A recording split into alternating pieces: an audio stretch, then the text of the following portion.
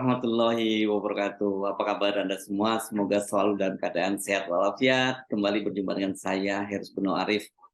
Peringatan Menko Polhukam Mahfud MD yang juga ex officio Ketua Komisi Polisi Nasional, adanya gerakan bawah tanah gerilya-gerilya yang mempengaruhi vonis Verdi Sambo itu jangan dianggap remeh ya. Ketua Harian Kompolnas, Irjen Polisi Purnawirawan Benny Mamoto memperingatkan bahwa Verdi Sambo itu masih punya jaringan dan loyalis yang merasa hutang budi karena pernah dibantu. Pernyataan Benny Mamoto ini juga tidak boleh dianggap main-main, ya. Ini jelas sangat serius.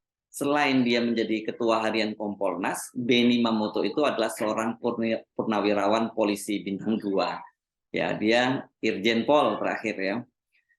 Dan Benny Mamoto ini adalah lulusan Akademi Kepolisian tahun 1977, senior jauh dari Verdi Sambo dan juga senior dari para pejabat tinggi kepolisian yang saat ini tengah manggung ya, tengah menjabat di Mabes Polri. Jadi dia pasti tahu soal kultur di kepolisian, dia tahu jaringan-jaringan di kepolisian, siapa berpatron pada siapa, siapa menjadi geng siapa, siapa punya hutang budi dengan siapa. Ini Pak Benny Mamoto, ini aku yakin dia tahu. Soal gerilya para jenderal mempengaruhi vonis terhadap Sambo itu sebelumnya sempat dikemukakan oleh Pak Mahfud MD, dan pada waktu itu juga sempat membuat geger juga. Pak Mahfud mengaku mendengar ada gerilya-gerilya dari kalangan petinggi pertahanan dan keamanan untuk mempengaruhi vonis dari Verdi Sambo. Namun pada waktu itu Pak Mahfud MD menyatakan bahwa gerilya-gerilya itu berhasil ditangkal, dan menurut Pak Mahfud MD dia menjamin bahwa Kejaksaan Agung itu sebagai penuntut umum itu independen dalam soal ini. Nah, pada waktu itu Pak Mahfud MD menyatakan ada dua kubu yang sedang bergerilya. Yang satu ingin Sambo divonis hukuman dengan berat, dan kubu lainnya itu ingin Sambo dihukum sangat ringan, kalau perlu bebas. Dalam bahasa Pak Mahfud MD, ada yang ingin Sambo dihukum dengan huruf, itu maksudnya hukuman mati dan seumur hidup.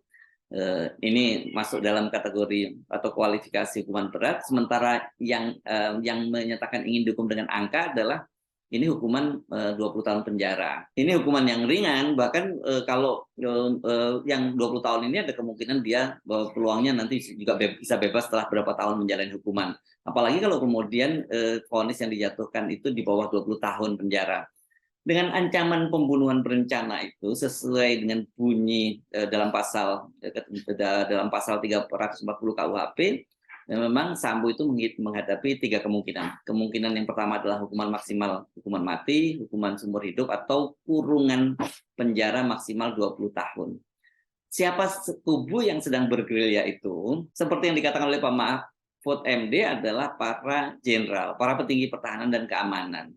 Pada waktu itu Pak Mahfud menyampaikan hal itu, kita jadi menduga-duga, kok ada dari kalangan pertahanan, berarti ini kalau pertahanan itu mengacu kepada para petinggi TNI.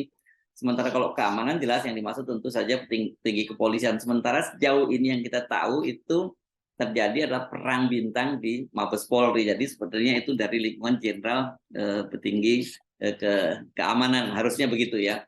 Nah sekarang sinyalemen dari Pak Mahfud MD ini diperkuat oleh Irjen Pol Benny Mamoto. Tidak berlebihan bila Pak Benny Mamoto menyebut bahwa Verdi Sambo itu punya jaringan yang luas dan loyalis. Nah ini yang paling penting ya. Loyalis ini artinya orang yang tetap loyal pada Verdi Sambo yang sekarang ada di lembaga kepolisian karena dia berhutang budi kepada Verdi Sambo.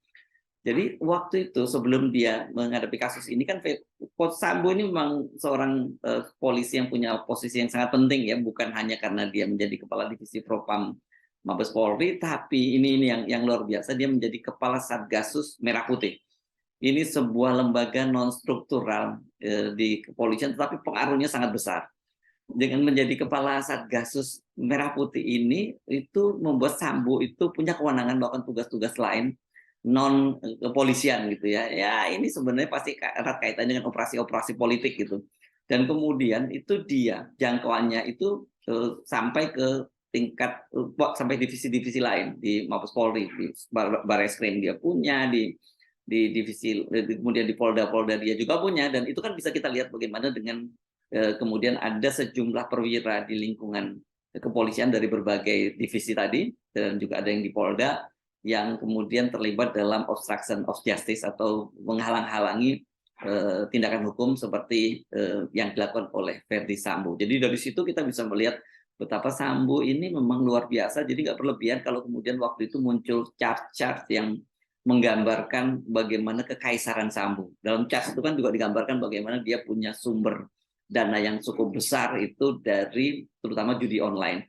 Dana-dana non-budgeter inilah yang digunakan oleh Ferdy Sambo untuk melakukan menjalankan fungsinya sebagai kepala Satgasus Merah Putih. Dan pada waktu itu yang informasi yang berkembang memang bahwa untuk membiayai operasi-operasinya itu operasi-operasi Satgasus ini Ferdy Sambo itu memanfaatkan jaringan judi online atau jaringan 303. Ini yang jejaringnya sangat luas. Ini tidak hanya di Mabes Polri, tapi juga sampai di level Polda, dan juga tentu saja dengan jaringan di luar itu ya, di luar lingkungan kepolisian. Karena itu wajar bila kemudian Pak Benny Mamoto menyebut banyak yang berutang budi, loyalis yang berutang budi kepada Sambo. Pengaruh Sambo yang sangat luas dan kuat itu kan setidaknya bisa kita lihat dari tarik-menarik sebelumnya ya. Sebelum dia akhirnya dinonaktifkan sebagai kepala divisi Propam dan kemudian ditetapkan sebagai tersangka dalam pembunuhan berencana terhadap Brigadir Yosua. Dan kendati waktu itu dia sudah ditetapkan sebagai tersangka pun masih banyak yang khawatir itu Sambo itu bisa lepas dari jerat hukuman.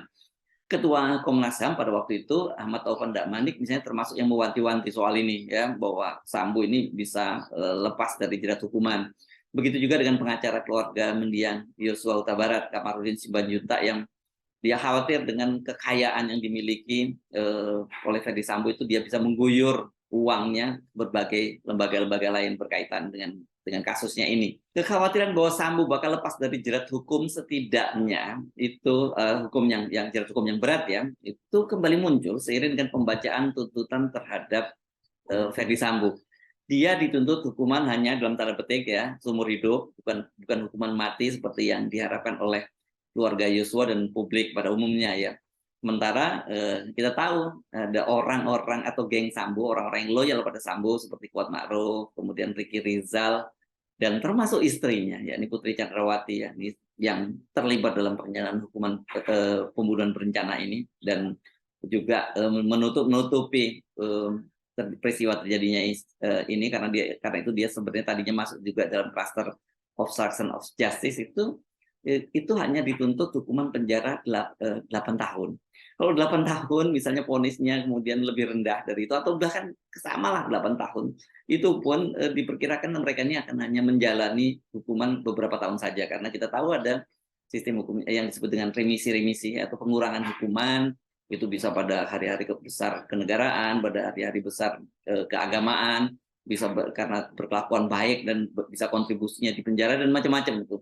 Nah setelah itu nanti dia bisa setelah 2/3 menjalani hukuman, bukan dari hukuman yang divonisnya ya, setelah dihukumi dikurangi dengan remisi dia bisa menjalani apa yang disebut proses asimilasi, dia bisa bekerja di luar penjara. Belum lagi kalau kita tahu walaupun dia tetap dalam penjara dengan kekuatan uangnya itu banyak sekali para narapidana itu yang bisa sebenarnya dia menikmati waktu luangnya itu, waktu hukumannya itu di luar penjara.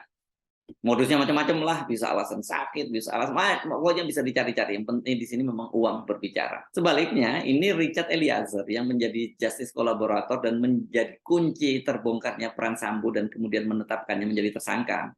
Itu malah dituntut hukuman lebih berat, yakni 12 tahun penjara. Kan kita ingat ya bagaimana kemudian polisi menetapkan, penyidik menetapkan Sambo sebagai tersangka itu setelah ada pengakuan dari Richard Eliezer. Dan kemudian dia membongkar semuanya setelah dia kemudian dia disepakati oleh lembaga perlindungan saksi dan korban untuk menjadi justice kolaborator. Nah, tapi ternyata dia malah dihukum berat. Ini pasti membuat orang mulai curiga. Ini kelihatannya pengaruh Ferdy Sambo masih sangat kuat ya. Dia dalam situasi semacam sekarang ini aja dia bisa membuat orang-orang yang loyal kepada dia dituntut dengan hukuman ringan, sementara orang yang berani berkonfrontasi dengan dia, berhadapan dengan dia, yakni Richard Eliezer malah dituntut dengan hukuman penjara yang lebih berat, walaupun memang ada dasar dari jaksa mengapa menuntut Richard Eliezer itu lebih berat karena dia menjadi eksekutor dalam pembunuhan terhadap Brigadir Yosua. Tapi kan kalau dengan tadi itu dengan hukuman yang berat, tuntutan hukuman yang berat, orang kan sekarang jadi pada nggak mau lagi nanti jadi justice kolaborator karena percuma juga sudah mau bekerja sama, tetap dihukum juga. Fakta-fakta rendahnya tuntutan terhadap geng Sambo, yakni Kuat Ma'ruf, Ricky Rizal, dan Putri Chandrawati, dan kemudian lebih beratnya tuntutan terhadap Richard Eliezer ini menjadi satu indikator saat adanya kecurigaan bahwa jaringan Sambo, loyalis Sambo yang bergerilya itu berhasil tetap memainkan tangan-tangan kotornya sampai ke lembaga peradilan. Sekarang ini fokus perhatian publik itu kepada majelis hakim, karena bolanya sekarang bergulir di tangan mereka. Apakah mereka ini juga berhasil dilobi atau bahkan ditekan oleh kubu jaringan Verdi Sambo atau tidak? Kan sebab sudah menjadi rahasia umum ya, dunia peradilan kita juga nggak bersih-bersih amat, ada sampai hakim agung pun bisa disuap dan kemudian dicokok oleh KPK, dan jaringan-jaringan seperti Verdi Sambo ini sudah biasa memainkan seperti itu. Dia stick and carrot, dia jadi menawarkan kalau mau disuap ya dia nggak akan diapakan, kalau tidak disuap bisa dibongkar rahasianya. Ribut-ribut bocornya video Ketua Majelis Hakim Wahyu Iman Santoso yang membahas vonis Sambo dengan seorang wanita itu bisa menjadi indikator bahwa gerilya yang disebut oleh Pak Mahfud MD itu memang tengah berlangsung ya. Dan lebih berbahaya lagi bila seperti dikatakan oleh Pak Benny Mamoto, jaringan Sambo yang luas itu tengah berjuang, loyalisnya itu yang hutang budi kepada dia itu bekerja juga untuk membebaskan dia. Apa boleh buat, begitulah memang realitas dunia penegakan hukum kita yang seperti jaring laba-laba. Hanya dia menjerat benda-benda yang kecil ya, mereka yang lemah, tapi itu langsung jebol kalau berhadapan dengan kekuatan besar, apakah itu kekuatan posisi jabatan di pemerintahan ataupun kekuatan uang yang sangat besar. Saya Arif, sampai jumpa lagi. Wassalamualaikum warahmatullahi wabarakatuh.